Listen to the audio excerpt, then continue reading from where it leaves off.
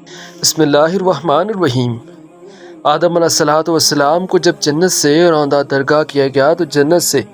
نکالا گیا، زمین پہ اتارا گیا تو لکھا یہ ہے کہ آدم علیہ السلام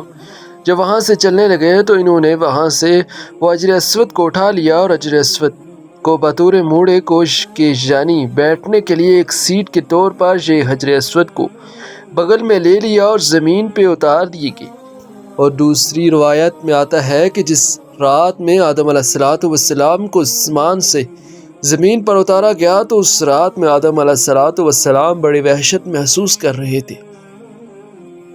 بڑے مایوس اور پوری اس دنیا کے ہو کے عالم میں اکیلے رات کو بیٹھے ہیں اور ایک مایوسی اور وحشت طاری ہے۔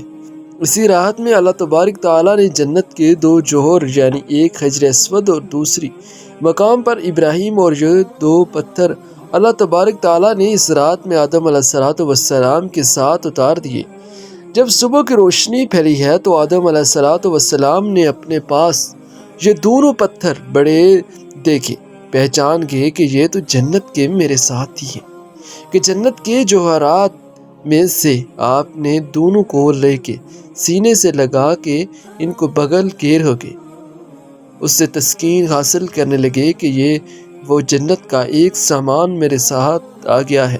اسی طریقے سے اللہ نے ان دونوں پتھروں کو زمین پر اتارا، اور وہ عجیب بات ہے کہ ایک حدیث میں آتا ہے کہ آدم علیہ السلام جو حجر اسود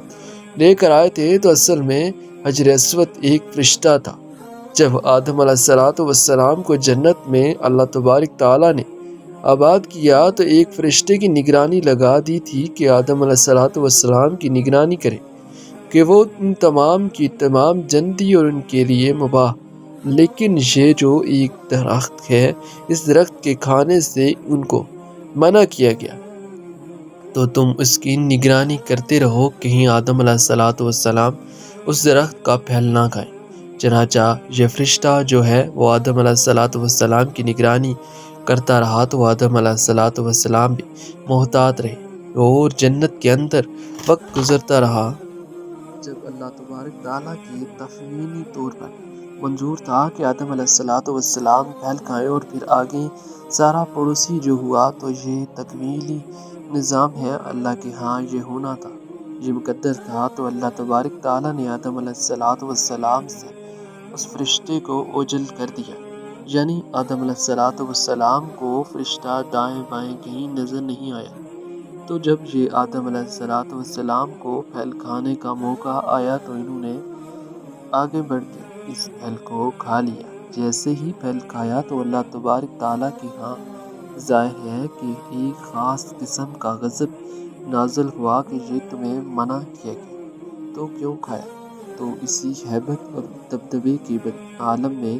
اللہ تبارک تعالیٰ نے اس فرشتے کی طرف دیکھا۔ جب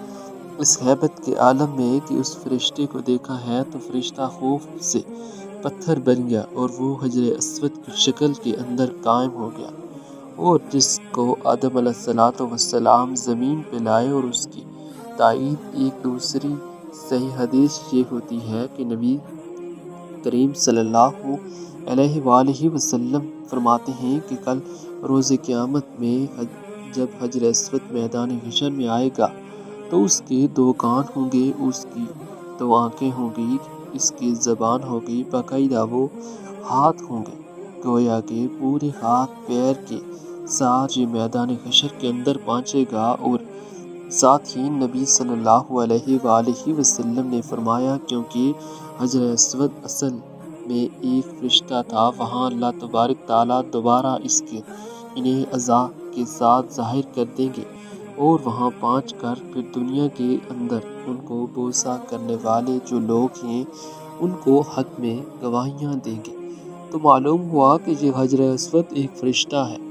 کہ دنیا کے اندر جو لوگ ہیں جو اس کو بوسہ دیتے ہیں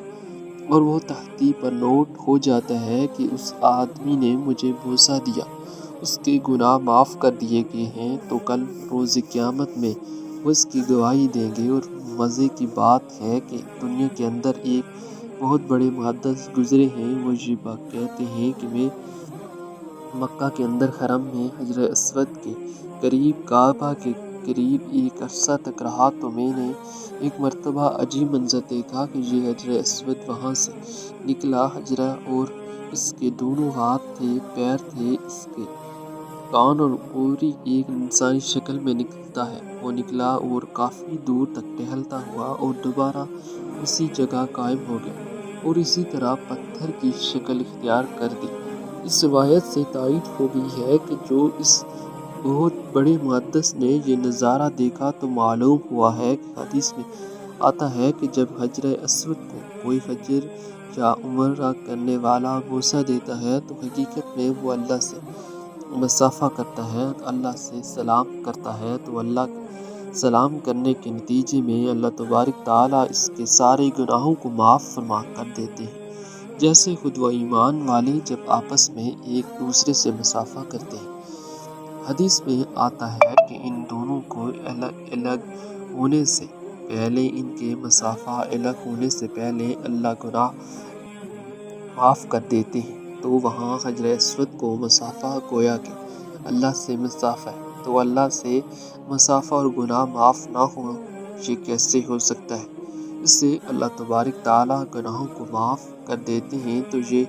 حجر اسود یہ وہ فرشتہ ہے کہ جو ہر بوسہ دینے والے کی تفصیلات کو نوٹ کر لیتا ہے۔ تو اللہ سے دعا ہے کہ اللہ تبارک تعالیٰ ہمیں حجر اسود کو سلام اور اس کا بوسہ لینے کی سعادت نصیب فرمائے، آمین ثم آمین۔ لیکن اس میں شرعیت کا مسئلہ لکھا ہے کہ اس کے لیے آپ کسی دوسری تکلیف دے کر اس کا بوسہ نہ لیں۔ تکلیف دے کر بوسہ لیں گے تو ظاہر ہے کہ بوسہ لینا ایک مستحب عمل ہے، لیکن تکلیف دینا حرام ہے۔ حرام کام کرنے کے ایک مستحب حاصل کریں گے تو اللہ تبارک تعالیٰ کے آگے اس کی کوئی قیمت نہیں۔ اگر نہیں موقع تو دوسروں کے سے استلام کر کے چوم لیں تو آپ ہی کو وہی اجر ملے گا کہ جو کہ بوسہ دینے کے موقع پر ملتا ہے۔ اللہ سے دعا ہے کہ اللہ تبارک تعالیٰ اس پر عمل کرنے کی توفیق عطا فرمائے۔ تو میرے چینل کو ضرور سبسکرائب کیجیے گا، اپنے دین کی سپورٹ کریں اور ضرور اس ویڈیو کو شیئر کریں۔ السلام۔